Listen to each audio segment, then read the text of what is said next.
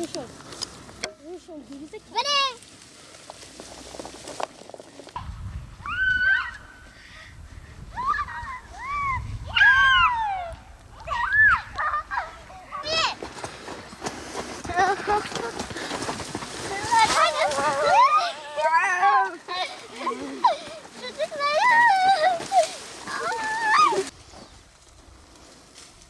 Elif. Çıkas nerede? Merhaba. Yenen şanar. Hızla. Mava kala bir koni. Mavi kwe. Mava pinta kranda. Koni kan.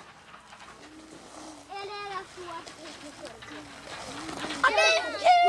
Selamünaleyküm. Hele kuta. Elif. Zafer. Evet. Sağlık emazcı tuyardı bilenik yaptı. Ali tutturdu ama benimki o bana getir dediler. Sizinkiler? Benimkiler. Öğretmenim. Ayma. Derfin ayma mı? Komini. Elif şu çok. Çocuklarım. Sakadiye yava. Salon gidiyor.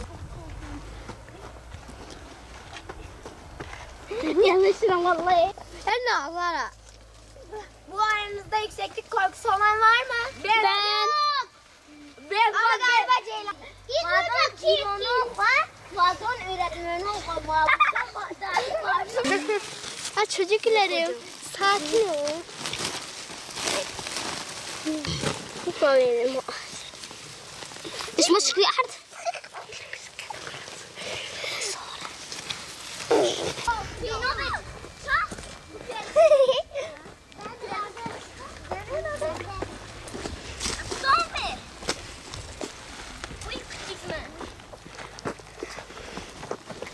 Biz buraya alış toplamaya geldik. Akrabalarımıza, arkadaşlarımıza, öğretmenlerimize. Herkes çok merak etti ve bir gün hafta sonu olduğu için biz de alış toplamaya geldik.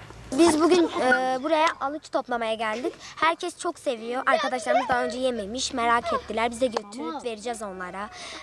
Parayla da satacağız tabii. Kendimize harçlık çıkaracağız. Kalemimizi, defterimizi alacağız.